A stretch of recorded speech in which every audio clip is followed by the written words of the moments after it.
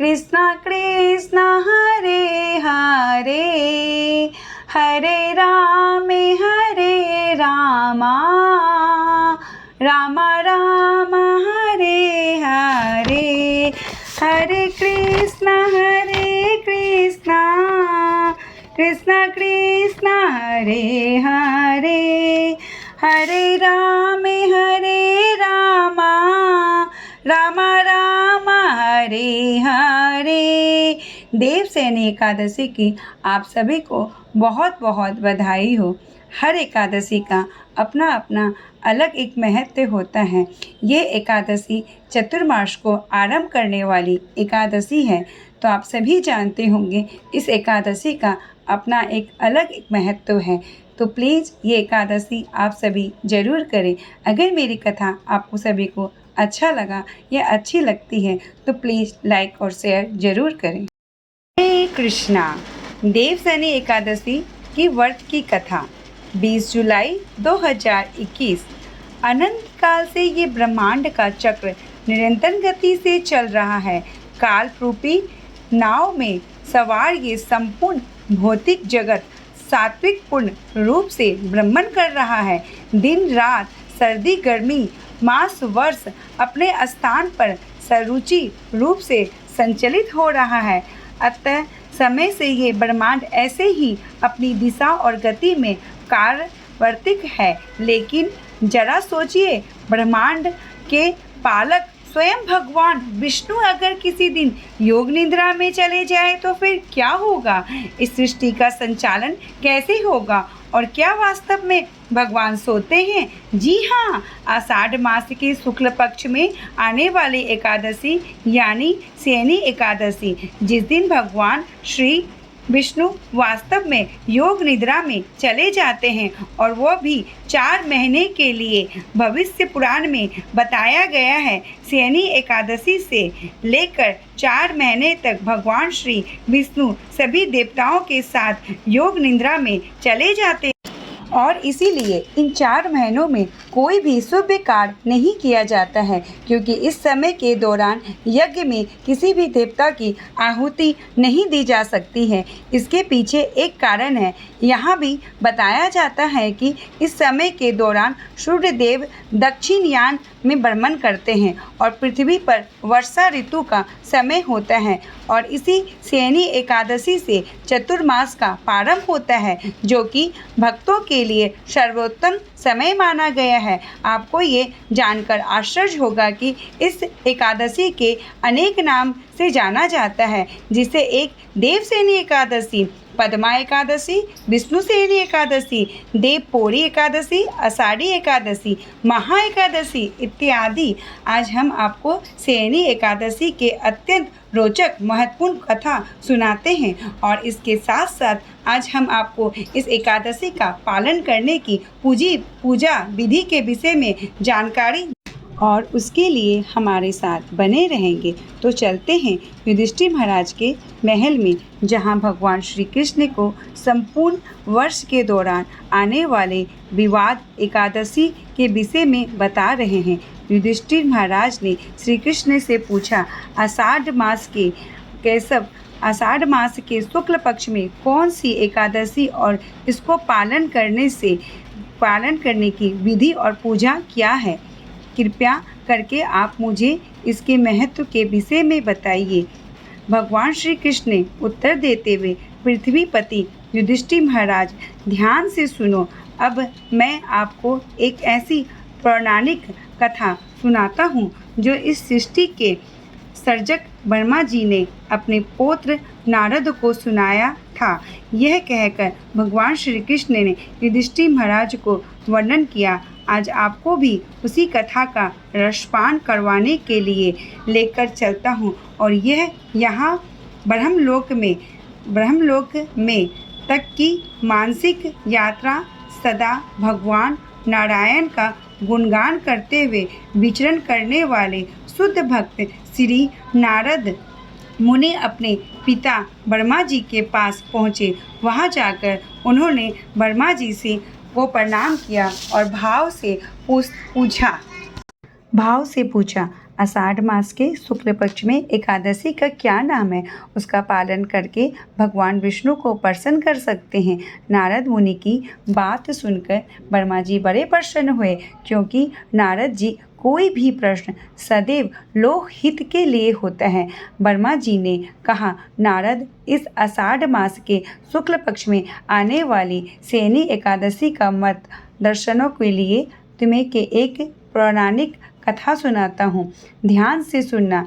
ये सतयुग के समय की बात है। उस समय पृथ्वी पर सूर्यवंश का एक अत्यंत परिक्रमी राजा मानघातक राज्य करता था तथा प्रजा का पालन पोषण करके उदार चरित्र की वजह से राज्य में कहीं भी कोई तकलीफ नहीं थी। उसके राज्य कोष में शुद्ध लक्ष्मी का वास रहता था। प्रजा भी धन्य से भरी थी। इस प्रकार अनेक वर्षों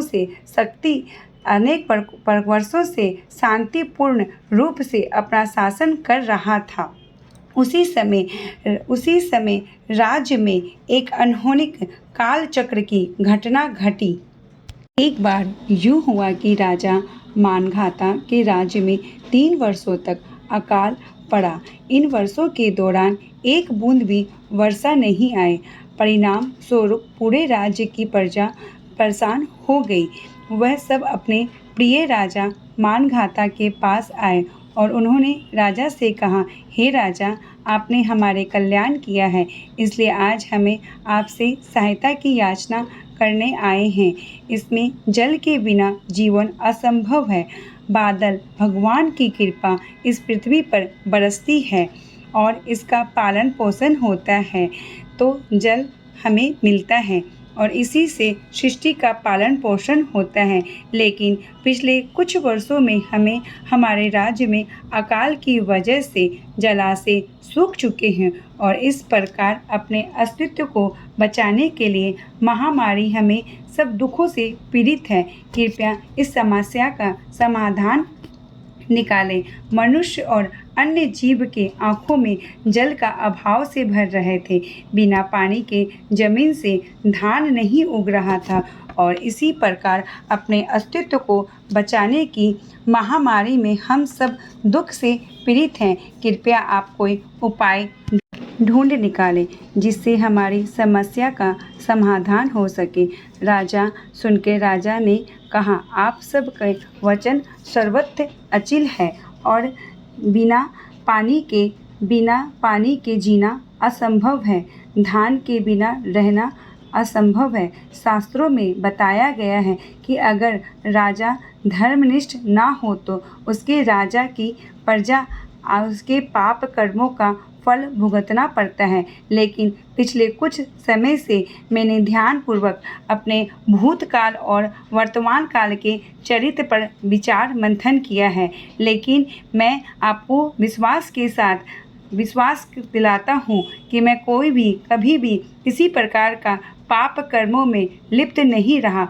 फिर भी प्रजा के कल्याण हेतु मैं अवश्य समस्या का समाधान खोजने का प्रयास करूंगा। ये कहकर राजा अपने सैनिकों के साथ इस समस्या का समाधान ढूंढने के लिए जंगल में निकल पड़ा। वहाँ उसने अनेक ऋषि मुनि और तपस्वियों के पास जाकर इस समस्या का समाधान पूछा, लेकिन कहीं से भी उसे योग्य उपाय नहीं मिला।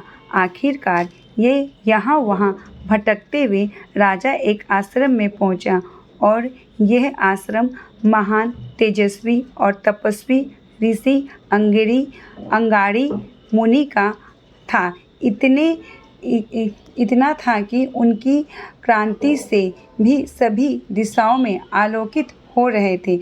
जब राजा को पता चला कि यह महान ऋषि अंगारी का आश्रम है तो वह तुरंत ही अपने रथ से उतरकर ऋषि अंगारी के पास गया।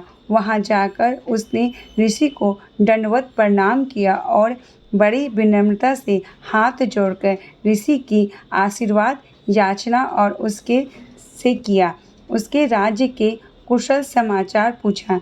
राजा से कहा, हे राजन, किसी भी राज्य की कुशलता राज्य के 7 अंगों पर निर्भर होती है। राजा स्वयं, उसके मंत्री, उसके राजकोष, उसके संगी साथी, ब्राह्मण और राज्य पर निर्भर प्रजा की जरूरत है। क्या आपका राज्य भी इन 7 अंगों की स्थिति सुख पूर्वक है? राजा ने उत्तर दिया, ऋषि, ईश्वर की कृपा और आपके आशीर्वाद से राजा के साथ सुरक्षित और सुखी है। यह सुनकर ऋषि अंगिरा ने कहा, फिर ऐसा क्या प्रयोजन है जो आपने श्रेणी के साथ इस घने जंगल में आने का कष्ट उठाया है? तब राजा ने अपने राज्य पर आई हुई विपत्ता के विषय में सारा वृत्तांत कह सुनाया। राजा ने कहा, संपूर्ण वैदिक नियमों का पालन करते हुए अपनी प्रजा को अपनी संतान की भांति पालन करते हुए राज कर रहा था, लेकिन फिर भी मुझे ये समझ में नहीं आ रहा है कि किस वजह से मेरे राज्य में पिछले 3 वर्षों से अकाल पड़ा हुआ है। इस समस्या का समाधान हेतु आपकी शरण में आया हूँ। आप मेरे और मेरे पर राज्य के कष्ट का कोई निवारण बताने की कृपा करें। यह सुनकर अंगिरा ऋषि ने राजा से कहा, हे राजा, वर्तमान युग सभी में श्रेष्ठ धर्म पे खड़ा हो जाता है और तपस्या करने का अधिकार है। इस युग में धर्म अपने चारों स्तंभों पर खड़ा है। समाज में ब्राह्मणों को सर्वप्रो माना जाता है और यहाँ तपस्या करने का अधिकार केवल ब्राह्मणों को सतयुग के द्विजनों में ब्राह्मणों को है। लेकिन इस नियमों का उल्लंघन करते हुए इस समय आपके राजा में शूद्र तपस्या कर रहा है। अगर आप उसे ढूंढ कर मृत्यु दंड देते हैं तो इससे समाज में संतुलन फिर से स्थापित हो जाएगा और राज्य में वर्षा होएगी। राजा ने ध्यानपूर्वक ऋषि की बात सुनी और फिर कहा, किंतु हे महात्मा, कोई भी निर्दोष व्यक्ति जो कि यज्ञ और तपस्या कर रहा है, उसे मैं केवल शूद्र होने का वजह से मृत्युदंड कैसे दे सकता हूँ? यह मुझसे नहीं होगा। आप कोई और आध्यात्मिक उपाय बताने की कृपा करें। राजा की दया और प्रजापत चलाते हुए देखकर ऋषि अंगारी अत्यंत प्रसन्न हुआ और उन्होंने राजा से कहा, हे राजन, आप वास्तव में प्रजा प्रेमी आदर्श राजा हैं। आपको आषाढ़ मास के शुक्ल पक्ष में आने वाली शयन एकादशी के व्रत के विषय में बताता हूँ। इस एकादशी को पद्म एकादशी भी कहा जाता है। ये सर्वश्रेष्ठ प्रकार में धन्य धान से और प्रसन्नता प्रदान करने वाली एकादशी है। तुम्हारे राज्य में वर्षा और हर प्रकार की सुख समृद्धि का पुनः आगमन होगा। जो भी व्यक्ति एकादशी का शुद्ध और निष्ठापूर्वक पालन करता है, उसके मार्ग की समस्त बाधाएं नष्ट हो जाती है और वह मनुष्य जीवन की पूर्णता और अग्रसर होता है। इसलिए तुम्हें अपने परिवार के साथ मिलकर श्रद्धा और भक्ति भाव पूर्वक पालन करना चाहिए। यह बात सुनकर राजा अत्यंत हर्ष हुआ और इस एकादशी का पालन करने का संकल्प लेकर वापस अपने राज्य में आ गया। जब आषाढ़ मास के शुक्ल पक्ष की एकादशी आई तो उसने अपने सभी मंत्रियों और अपनी सभी प्रजा को इस एकादशी का पालन करने के लिए कहा और इसी प्रकार राजा मानधाता के आदेश ने अपनी प्रजा के साथ इस शयनी एकादशी का पालन किया। तो फिर उसके राज्य में वर्षा हुई और समस्त समृद्धि का पुनः आगमन हुआ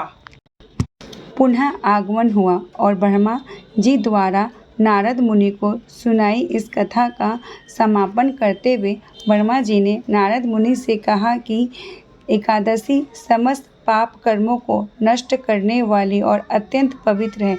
जो कोई व्यक्ति जन्म मरण के चक्र से मुक्त होकर जीवन के पूर्णता को प्राप्त करना चाहता है, उसे निष्ठापूर्वक पालन करना चाहिए, क्योंकि इसके पालन से सिर्फ भगवान विष्णु की प्रशंसा करते हैं।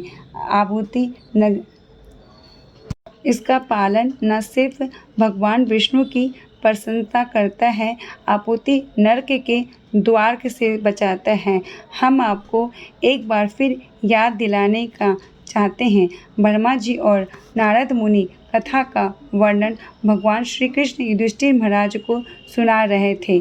जब उन्होंने इस कथा को पूर्ण किया तो फिर भगवान श्री कृष्ण ने युधिष्ठिर महाराज से कहा, मेरे प्रिय युधिष्ठिर, इस एकादशी का इतना महत्व है कि जो कोई भी इस कथा को श्रवण करता है या पठन करता है, उसके सभी पाप कर्म खत्म हो जाते हैं। जो कोई भी मुझे प्रसन्न करना चाहता है और इस संसार के चक्र से मुक्त होना चाहता है, तो मेरी इस एकादशी के अवश्य पालन करना चाहिए। इस एकादशी से चतुर्मास का प्रारंभ होता है।